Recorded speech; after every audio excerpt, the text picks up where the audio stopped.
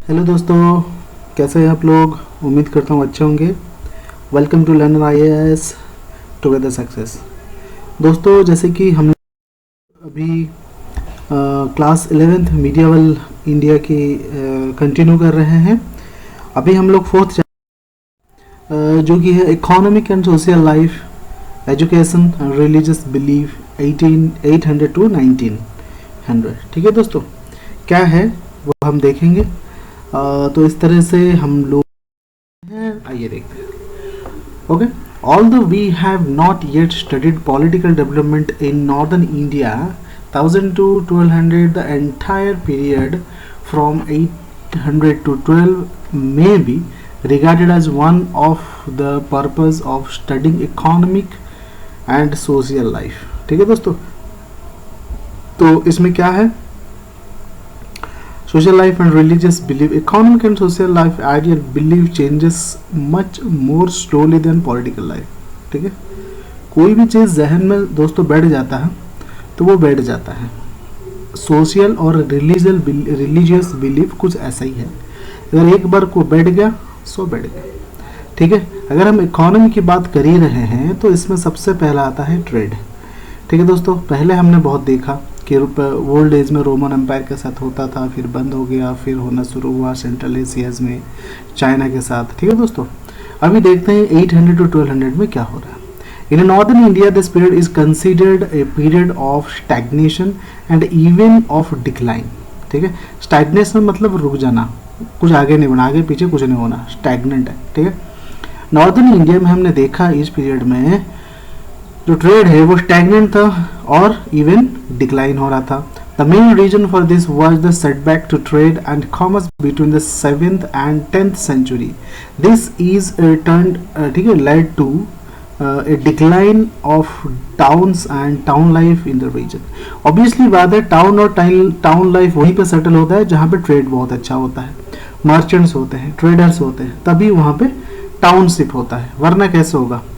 Setback trade हो गया। Commerce was in part due to collapse in the west, जैसे कि मैंने कहा था वेस्ट एम्पायर के साथ रोमन में उन्होंने बंद कर दिया। ठीक है, रोमन एम्पायर ने वहाँ पे बंद कर दिया था क्योंकि गोल्ड जो है उनका बहुत ज़्यादा इंडिया आ रहा था। ठीक है, तो प्रॉफिट कुछ हो नहीं रहा था।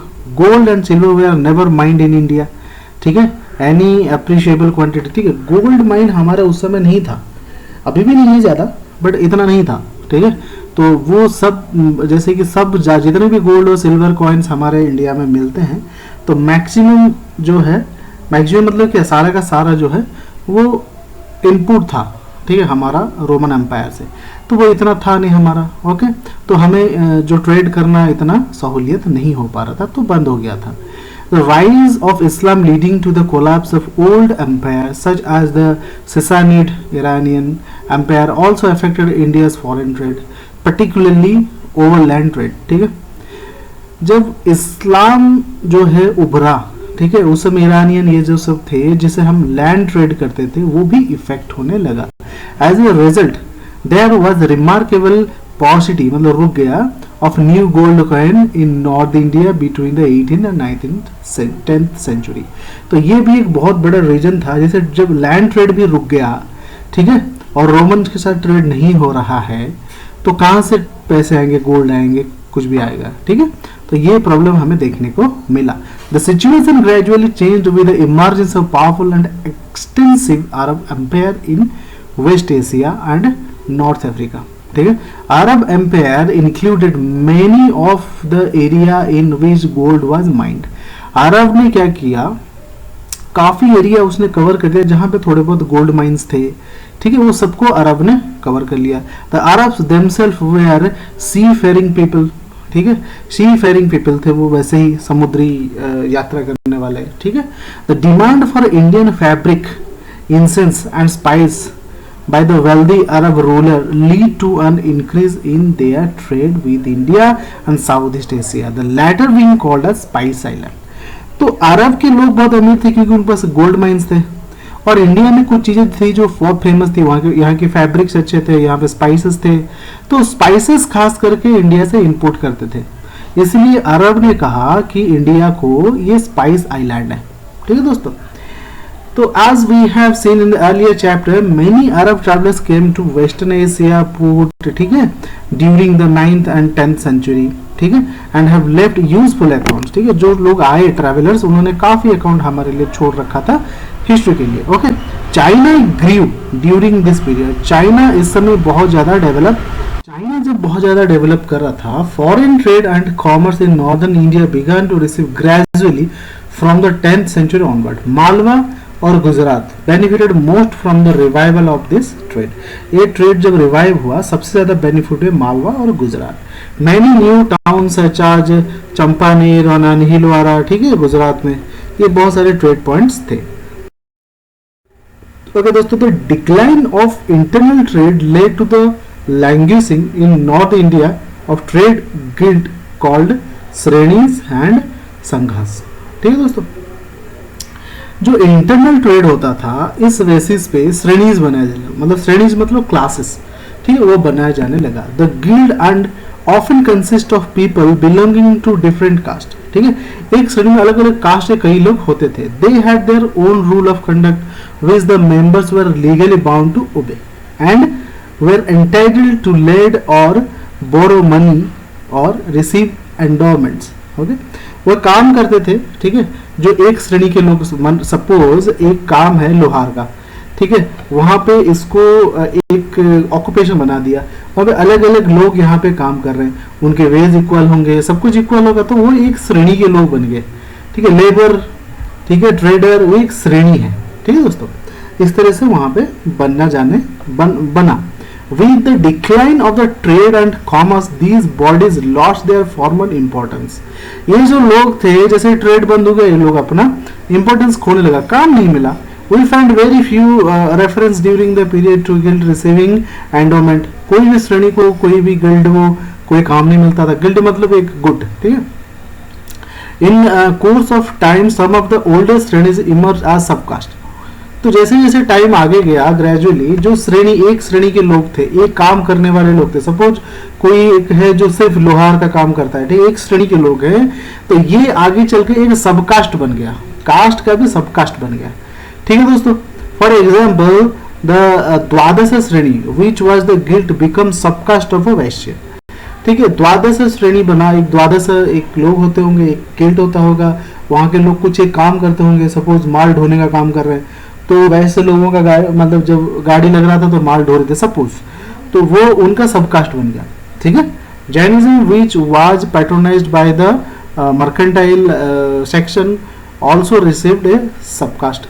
ठीक है, decline in the trade and commerce in also reflected in the thinking of the period. ठीक है, जैसे जैसे डिक्लाइन हुआ, ठीक है, कौन क्या ट्रेड, तो लोगों के दिमाग में असर आया, वो दिमाग अलग तरह से सोचने लगा. ठीक है, in some of the dharma shastras which were written during this period, a ban in put travel beyond the area. ठीक है, धर्म शास्त्र जो कि बहुत फेमस बुक है, ठीक है, इसमें रूल एंड रेगुलेशन सब लिखे हुए थे. इसके तहत किसी भी इंसान को अपने बॉर्डर से बाहर जाके धंधा नहीं करना था, व्यापार नहीं करना था. ठीक है, where the munja grass does not grow और where the black gazelle does not roam, that is outside India. ठीक है, कहा जाता था मुंजा जो एक घास है, जहां वो नहीं उगता, जहां पे ब्लैक गैजल, ठीक है, जहां नहीं घूमता, तो वहां पे इंडिया, वहां पे व्यापार नहीं करना. इट मीन्स आउटसाइड इंडिया नहीं जाना है. ठीक है, travel across the salt sea was also considered polluting. Salt sea मतलब ओशन जो है, उसको क्रॉस करके आप नहीं जा सकते, मतलब देश से बाहर नहीं जाना है. Of course, not everybody took this ban seriously. सब लोग इसको सीरियसली नहीं लेते थे. We have account of Indian merchants and philosophers, medical men and craftsmen visiting Baghdad and other Muslim towns, West Asia. ऐसे बहुत सारे मिला है कि लोग जाते थे. ठीक है, mean for the Brahmanas only as the meat discouraged too many Indians going there dominating by Islam. ब्राह्मण को था इस्लाम एरिया में नहीं जाना है, ये करना है, वो सब वो करते थे, बट लोग इसको नहीं मानते थे. ठीक है, the ban on sea travel did not interfere with the growth of India's overseas trade with countries South East Asian and China. A brisk trade between South India and countries of South East Asia and started from the 6th century onwards. ठीक है, 6th century onwards यहाँ हम लोगों का trade होने लग गया था. Okay, the peculiar feature of the language of the area, their dresses etc. are mentioned in the book of the period such as Harisena's Brihat Katha कोश। ठीक है, बृहत कथा कोश किसने लिखा था? हरि सेना ने लिखा था। ठीक है दोस्तों, इन्होंने जो लिखा उसमें पता चलता है कि अलग अलग जगहों पे अलग अलग लैंग्वेज बोला जाता था, अलग अलग ड्रेस कोड्स थे, वो सब कुछ इसमें हमें देखने को मिलता है। There are many stories about the adventure of the Indian mercantile in the magical water of the area, stories which became the basis of well-known story of Sindbad the Sailor। ठीक है, सिंदबाद द सेलर एक बहुत famous story है, जो लोग बाहर जाते थे through the sea route for the trading. The Indian mercantile were organized in the guilds. ठीक है, इस तरह से वो लोग एक जगह रहते थे। ओके, तो फेमस है being the Manigram and Nana Desi which has been active since the time. ठीक है, उस समय से वो ये बहुत ज़्यादा ट्रेडिंग में एक्टिव थे। Many of the Indian traders settle down in the countries, वही जहाँ जाते थे वो काफ़ी लोग वहीं पे सेटल हो गए। ठीक है, the priest follow the traders and in this way both Buddhist and Hindu religious idea were introduced in the area. ठीक है, प्रीस्ट भी वेस्ट के साथ जाते थे कई लोग। ठीक है, तो वो भी अपने धर्म को प्रोपेगेट किए, काफ़ी लोग वहाँ रह भी गए। ठीक है, Buddhist temple of Borobudur in Java. ठीक है, and the Brahmanical temple in Angkor Wat in Cambodia, ये बताता है कि वहाँ पे भी ये लोग जाके अपना प्रोपेगेशन कर रहे थे। ठीक है, some of the ruling families of the area were semi Hinduist, they welcome the trade and cultural relation with India. कुछ लोगों ने तो हिंदुइज्म को ही अपना लिया, बहुत वार्म वेलकम करके। ठीक है, the growth of civilization and the large state based upon the introduction of the Indian technique of irrigated rice cultivation. ठीक है, बहुत सारे सिविलाइजेशन ऐसे हुए जो इंडिया का जो राइस कल्टीवेशन का तरीका था, काफी लोगों ने उसको आजमाया। The chief Indian port for sailing to Java, Sumatra etcetera was Tamralipti in Bengal. In most of the stories of the period, mercantile starts for the Suvarnadweep, modern Indonesia. Maximum Suvarnadweep जाते थे, इंडोनेशिया जाते थे, और सुवर्णद्वीप ऑफ कटाहा केदात इन मालाया फ्रॉम ताम्रलिप्ति। ओके, ये होता था, जम्बू द्वीप कहा जाता था इंडिया को। ठीक है दोस्तों, with the decline of the Roman Empire, China has become the main focus of trade in Indian Ocean। जब रोमन एम्पायर लोग नहीं जा पाते थे, वहाँ से हम लोग ट्रेड नहीं कर पा रहे थे, तो हमारे सामने इंडियंस के सामने सबसे बड़ा जो था ट्रेड पार्टनर वो था चाइना। ठीक है, Chinese consumed enormous quantity of spices which were imported from the south east Asia and India. Okay, तो इस तरह से वो लोग उस जरूरत को पूरा करने लगे जो हमारा फुलफिल हो रहा था किससे? रोमन एम्पायर से। तो these were at medicinal herbs, lacs, incense. ठीक है, बहुत सारी चीजें वो लोग यहाँ से इंपोर्ट करते थे। Okay, Indian traders specially the Tamil and Kalinga. ठीक है, तमिल एंड कलिंगा मतलब Odisha, from modern Odisha and Bengal. ठीक है, played an active role in this trade among with Persian and Latin Arabs. ठीक है, ये लोग, ये दोनों जो है बहुत ज़्यादा ट्रेड करते थे। ठीक है, साधाबनीज होते हैं जो जाते हैं उड़िया में एक है। ठीक है, much of the trade to China was carried in the Indian सी।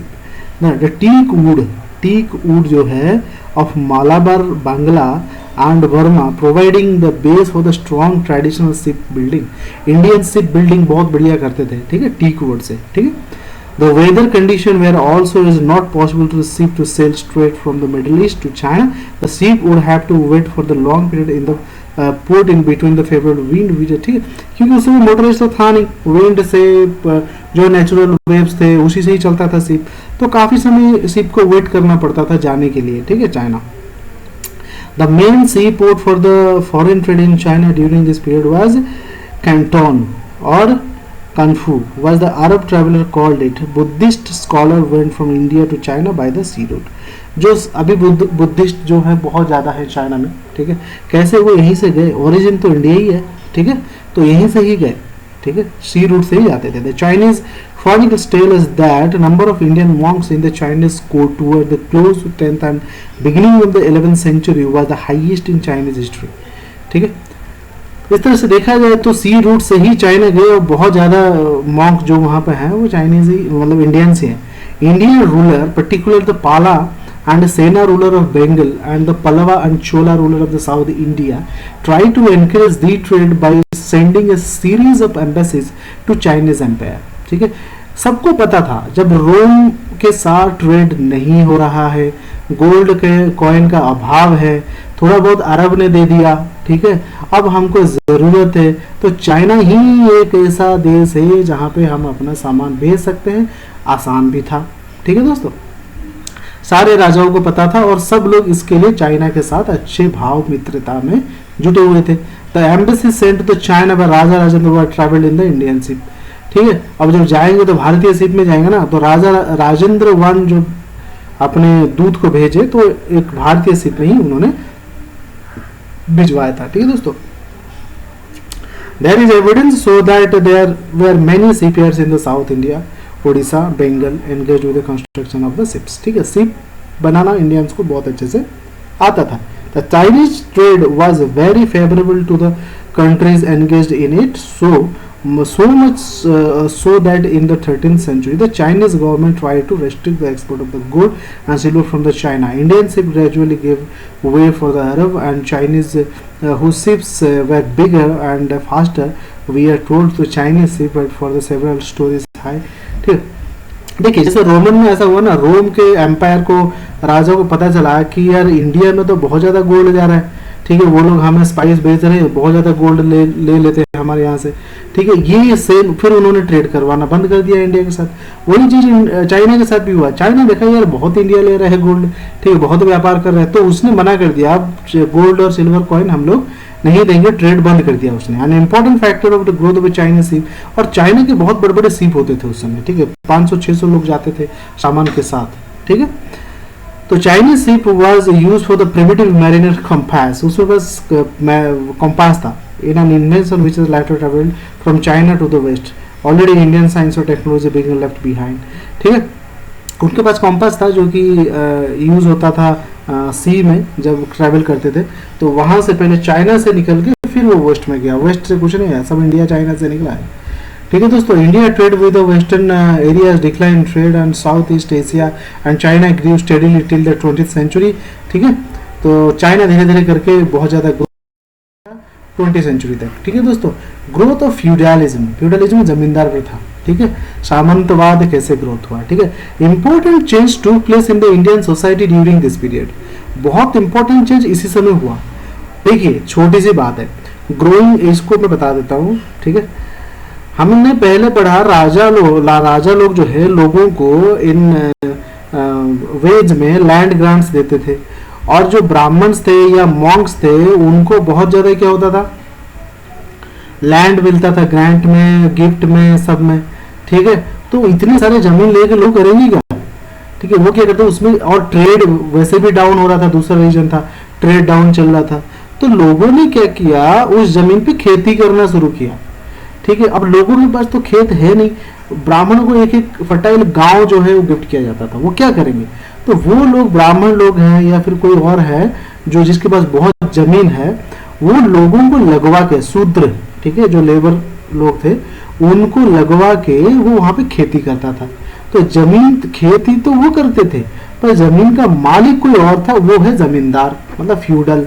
ठीक है, ये से डेवलप हुआ फ्यूडलिज्म। ठीक है, देख लेते हैं यहाँ पे क्या कहता है। Growing power class people who are variously called samanta. ठीक है, उनको कहा जाता था, राजपूत लोग कहते थे रानक या राउता। ठीक है, कॉन्टेम्प्रेरी राइटर्स उनको बाय द कॉन्टेम्प्रेरी यही कहते हैं। ठीक है, तो still other hereditary chief military adventure who had comed in the sphere authority helped arm support. ठीक है, some of them village chief, some of the combine. ठीक है, सबके पास डोमिनेटेड, जो भी डोमिनेट करते थे। ठीक है, the revenue assign called the bhoga and granted to the ruler his office and suppose temporarily, वही चीज है दोस्तों। ठीक है, इसको पूरा पढ़ेंगे आपको समझ में आ जाएगा, चीजें वही है। ठीक है, अब आते कंडीशन ऑफ द पीपल। उस समय कंडीशन कैसा था, there was no decline in the high standard of Indian handicraft such as textile work of gold. ये सब हो रहा था, वर्क स्टैंडर्ड में कोई डिफरेंस नहीं आया था। सिल्वर है, मेटलर्जी है, क्राफ्ट्स में, आर्ट्स में कोई डिक्लाइन नहीं आया था, जबरदस्त काम हो रहा था। ठीक है, The literary work of the period tell us that the ministers, officials and feudal chiefs lived in the great ostentation and splendor. ठीक है, बहुत ज़्यादा शान शौकत से रहते थे, ठीक है, भव्य शान शौकत से. They aped the way of the king. ठीक है, राजा की तरह रहते थे. वो क्या करते थे, तो करते क्या थे, used costly foreign appearance such as imported woollen cloth. वो लोग कॉस्टली चीज़ें लेते थे, खरीदते थे, चाइनीज चीज़ें, चाइनीज सिल्क, ठीक है, ऑर्नामेंट्स, गोल्ड, सिल्वर, ठीक है. They maintain large number of women in their households because women's were also as a material. ठीक है, they assumed high sounding titles such as Mahasamantadhipati. मतलब जो जो बड़े बड़े टाइटल्स है अपने आप को दे रखे थे. ओन डिस्टिंक्टिव सिंबल, अपना अपना सिंबल था, बैनर था, डेकोरेटिव अम्ब्रेलास थे. ठीक है, he wear finger ring, ear ring, distinctive style, सब अलग अलग तरह के बनाते थे. ठीक है दोस्तों, इस तरह से वहाँ पे चीज़ें उस समय हुआ करता था. इस तरह से दोस्तों उस समय हुआ करता था. सारे लेविशली चीज़ें, सब जूते, ये वो सब कुछ वो लोग यूज़ करते थे. Big merchants also lived way of the king. बड़े बड़े व्यापारी जो थे वो भी अपना एकदम लेविश लाइफ, पूरा लग्जरियस लाइफ वो लोग जीते थे. ओके, तो इस तरह से देखा गया. Vastupala and Tejapala who were minister in Gujarat, ठीक है, were reputed to have been richest mercantile merchants of their time. ठीक है, जो कि उस समय मिनिस्टर्स हुआ करते थे गुजरात में, वो भी बड़े बड़े व्यापारी हुआ करते थे. ठीक है, तो इस तरह से देखा गया लोगों का लाइफ वहाँ पे था. While food stuff were cheap. ठीक है, many poor people in the cities could not get enough to eat. खाना सस्ता था, बट बहुत सारे लोग ऐसे थे उस समय जिनको खाना भी नहीं मिलता था. ठीक है, द ऑथर राज तरंगिनी, एक ऑथर हुए, written in the Kashmiri 12th century, has been them in mind when they say that whereas the countries ate fried meat and drank cooled wine perfumed with flour, the ordinary people had the content with the rice and utpal saka, wild vegetable and bitter taste. ठीक है, जहाँ पे लोग fried chicken खाते थे with cold beer, वहाँ पे दोस्तों लोग ऐसे भी थे, कॉमन पीपल, जिनको नहीं मिलता था खाना, एक वक्त का ढंग का खाना एक वक्त का नहीं मिलता था. ऐसे भी लोग हुए हैं, ये देखने को मिलता है राज तरंगिनी में. राज तरंगिनी, ऑथर ऑफ द राज तरंगिनी ने लिखा, राज तरंगिनी बुक में ये देखने को मिलता है. ठीक है, इस तरह से वो समय था समय. The commentator of Dharmasastra tell us that the rate of revenue demand from the peasant was 1/6 of the produce as before. ठीक है, however from the sometime grants we learn from the large number of the additional seals such as the grazing tax on pond etc. ठीक है, कितना tax लेते थे. एक तो 1/6 ले लिया आपने उनके जो अनाज उगाते थे पेजेंट्स, फिर उसके बाद पानी पीने को पैसा, पौंड में जो जो काम, रास्ते में चलने के लिए पैसा, पशुओं को चराने के लिए भी टैक्स, सब में टैक्स लेते थे. The peasants had to pay the tax over the land revenue. In addition some of the grant give to the grantees of the right to levy fixed in unfixed proper और improper tax on peasants. कुछ भी है peasants पे लद दो. Peasants also had to render forced labor visit, और उनको साथ ही साथ फोर्स्ड लेबर भी करना है बिना पैसे का. ठीक है, मुफ्त में जाके चीफ के घर पे, राजा के घर पे खटना भी है.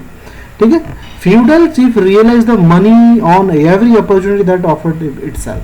कोई भी एक चांस वो नहीं छोड़.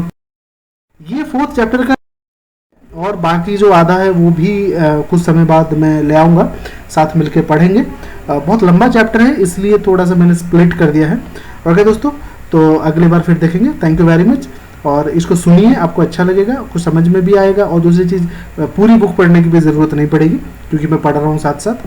अगर टाइम नहीं है तो आप वीडियो देख सकते हैं, और बुक के साथ पढ़ेंगे तो बहुत अच्छा लगेगा, आपको मज़ा आएगा, चीज़ें समझ में आएगी. चलिए दोस्तों, थैंक यू. चैनल ये जो है अपना ग्रुप है, इसको सब्सक्राइब कर लीजिए, अगर अच्छा लगे लाइक कर दीजिए, और कोई दोस्त प्रिपेयर कर रहे हैं उसके साथ शेयर कर दीजिए. ठीक है दोस्तों, ये कुछ सोशल मीडियाज़ हैं जहाँ पे हम लोग अवेलेबल हैं, चाहे तो हम सब जुड़ सकते हैं. ठीक है दोस्तों, और इन सब का लिंक डिस्क्रिप्शन बॉक्स में दिया जाता है. Thank you very much. मिलते हैं अगले वीडियो में. ठीक है, अपना ख्याल रखिए और पढ़ते रहिए. Thank you.